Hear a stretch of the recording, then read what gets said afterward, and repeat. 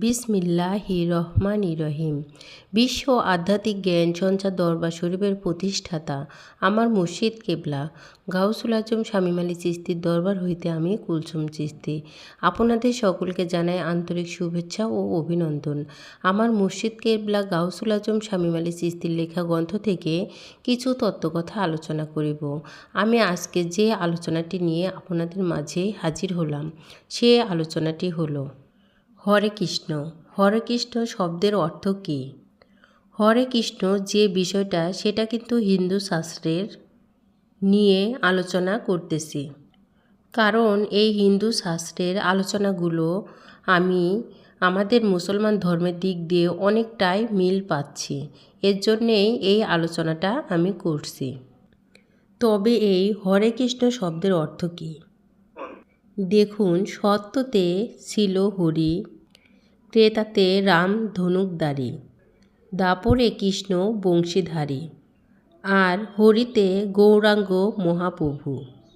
যাই হোক, এই শ্রেষ্ঠ মানব হিন্দু ধর্মের জন্য তারা শ্রেষ্ঠ মানব। আর আমাদের মুসলমান ধর্মে যদি যাই তাহলে সেখানে খুঁজে পাই যে হযরত মুহাম্মদ সাল্লাল্লাহু আলাইহি সাল্লাম এবং হযরত ঈসা আলাইহিস সাল্লাম, হযরত মুসা আলাইহিস সাল্লাম, হযরত দাউদ আলাইহিস সাল্লাম, 4 যুগে 4 জন শ্রেষ্ঠ মানব নবী হয়ে প্রেরণ হয়ে এই পৃথিবীতে এসেছে, আল্লাহ পাঠিয়েছেন।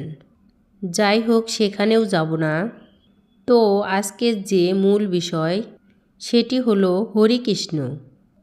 এই নামটির অর্থ কী? এই নামটির অর্থ হলো যে হরি যিনি আল্লাহ, আমাদের ভাষায় বলতেছি রব বলি, আল্লাহ বলি, বিভিন্ন নামে বলি, কিন্তু হরি শব্দের অর্থ হরি কি? আল্লাহ যিনি সমস্ত সৃষ্টিকারী, সেই হরি আমাদের মধ্যে কে? আল্লাহ। আচ্ছা, হরে কৃষ্ণ। আচ্ছা, আমরা কিন্তু তরিকতের লোকেরা বলে থাকি রাসূল আল্লাহ, আর দেখা যায় হিন্দু সম্প্রদায়ের বলে থাকে হরি কৃষ্ণ, আর আমরা বলি রাসূল আল্লাহ। রাসূলের সাথে আল্লাহর যোগ আর হরির সাথে কৃষ্ণর যোগ। এখন বিষয় হলো কৃষ্ণ লিখতে এখানে র মিশ্রিত আছে আর রাসূল র মিশ্রিত আছে। তাহলে আজকের এই আলোচনাটি ছোট করেই করছি যে আজকের আলোচনার মূল বিষয়টা কি? হরি কৃষ্ণ, আল্লাহ, রাসূল। তাহলে এই যে জিনিসটি আমাদের ধর্মে আমরা এভাবে ডাকতেছি, তাদের ধর্মে তারা এইভাবে ডাকতেছে।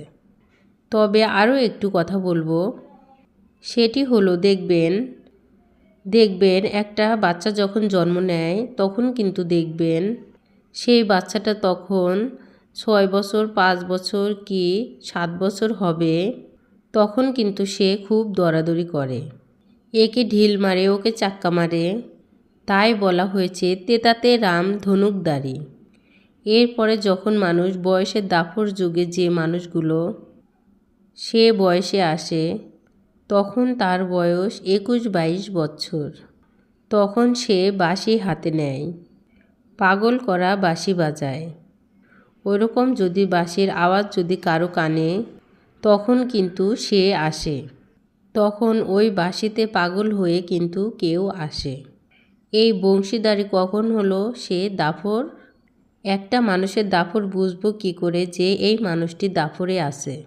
যখন সেই মানুষটার 21-22-23 বছর বয়স চলে, তখনই তার দাফর কাল চলে।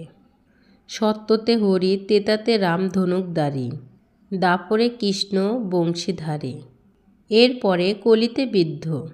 তাহলে এই 4 কাল শুধু সেই ধর্মে নেই, শুধু আমাদের ধর্মেও আছে, সেটা অন্য নামে ব্যবহার করতে হয়।